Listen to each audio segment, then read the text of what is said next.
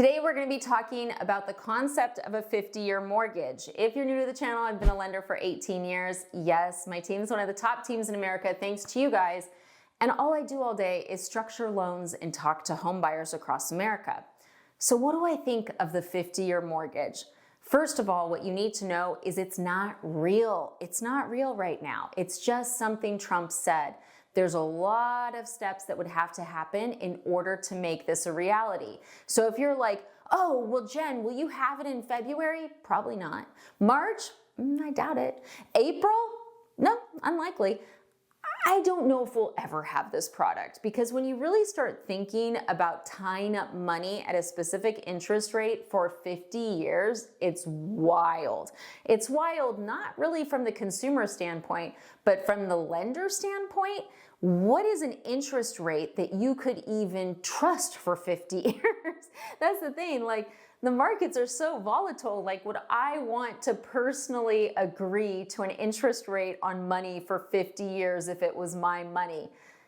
Not unless it was really high. That's just me being like, if I'm playing, Scrooge McDuck, it doesn't make a lot of sense to me. So let's talk about the pros and the cons of a 50-year mortgage, just in case it actually comes to fruition. Now, the first thing I want to say is it depends on how they roll it out. First of all, it cannot have a prepayment penalty.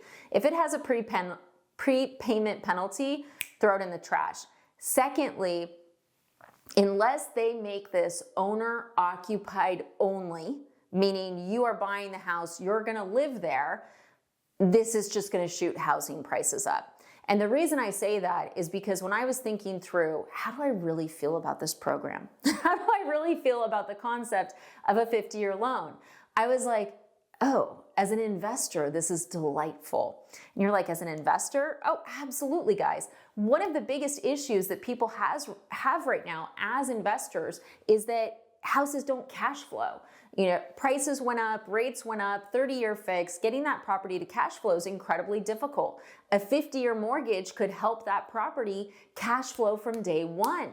So as an investor, do I care that if you're doing a 50-year mortgage, the interest is 3 times the cost of the house? No, not if my tenant's paying it. Absolutely not. Like, that's the cold investor view of it. So I do think that this needs to be owner occupied only. Otherwise, I think you'll see a lot of investors out in the market utilizing this loan. I will be one of the first. I'll be telling investors to go do it, because from an investor standpoint, being able to buy a property, lock in a rate for 50 years, which is bonkers, and know that you can cash flow that property from day one, priceless. Priceless. So I'm hopeful they don't allow investors to use this program should it come out. Now, as a home buyer, is a 50-year mortgage the devil or the savior? It depends on your personal financial situation. So I like it from the perspective of it helps people get in sooner. I'll hit people all the time where they're so close, but their debt to income's just too high, or they qualify, but they're not comfortable with their payment because of the debt to income, and they're paying the same in rent right now. If I actually had a tool where I could say, okay, let's get you into that house, let's do the 50-year mortgage, what do you think of this payment? And they liked it, I think that's great.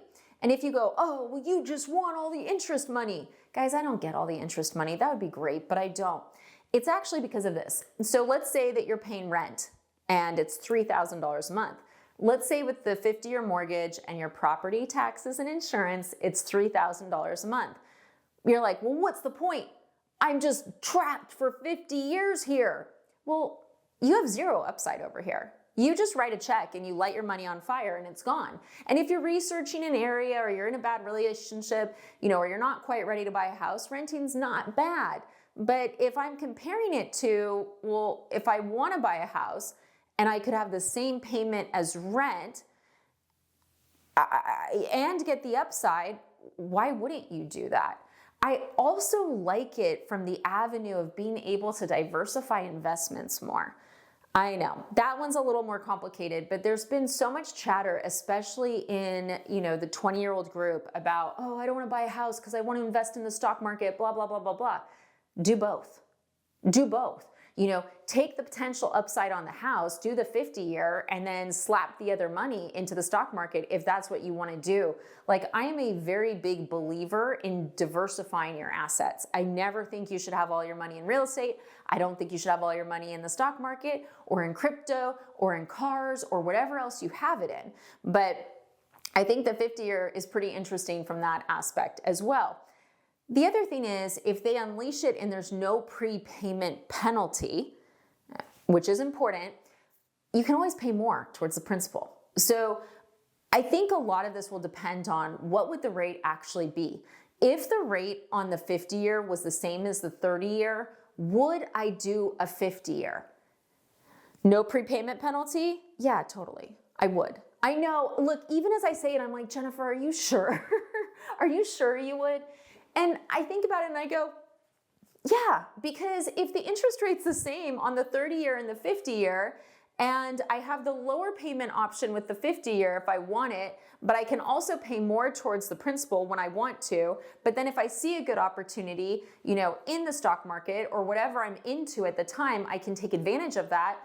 It's kind of interesting, and beyond that investor mindset, you also have the concept of what if you have a medical bill, right? Or something comes up that you are struggling with, having that lower payment is a good thing.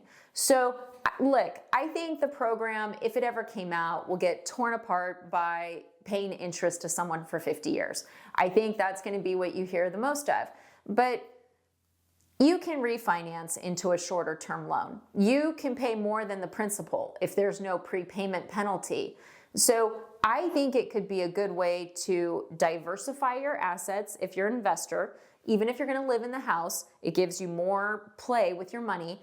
I think it is really interesting from a first-time home buyer perspective, because beyond making the payment more comfortable, I also think about the people where they have a house they really want, but they're $50,000 or $100,000 too short for it right now, but their income's going up. So they're buying this starter home when they could have just gotten into the home they wanted now if we had a product like that available. So I think it'd be really interesting if it would come out. I would be doing a lot of education on it, definitely. I do think if it comes out, there's going to be a lot of predatory marketing. Like, mark my word now, you will see lenders doing, buy a $600,000 house for XYZ without disclosing it's a 50-year. You're going to have a lot of lenders trying to say they have lower payments, getting you to ignore the rate because it will be a 50-year, but they'll be pitching it like it's a 30. That's what I think is going to happen. Let me give you the math real quick, just so you guys have it. And I do also want to say, I think if you're buying a $100,000, $150,000 house, the math between a 30 and 50-year won't make sense. You'll do the 30-year. It's not going to be a big enough jump. On a $600,000 house, I just said, perfect world, same interest rate, 30 and 50, because that would be amazing. 6% interest rate, $600,000 house, a 30-year principal and interest would be $35.97. A 50-year would be $3,158. So from a monthly payment perspective, it's a $439 difference.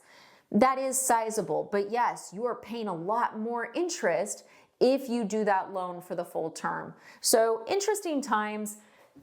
Here's the thing. Politicians can move certain levers faster than others.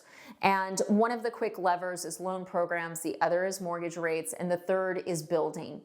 What they can't move quickly is systemic problems in our society, such as minimum wage has been $7.25 since 2009, and it hasn't been raised. That's the federal minimum wage. Yes, there are states that have a higher than that amount, but there's still quite a few states that don't. Those are the type of problems that long-term need to be addressed in this country so that housing is more affordable for everyone. But at this point, it looks like they're trying to figure out what levers they can pull to try to get something going. And I think we need that. I'll talk to you guys about each thing as they talk about it or it comes up. If this actually gets rolled out, we will dig into it. But honestly, do I think it will? I just don't see from the banker perspective why they want to tie up money for 50 years. So thanks for watching, guys. Questions, comments, what do you think? Is it good or is it bad? Thanks for watching.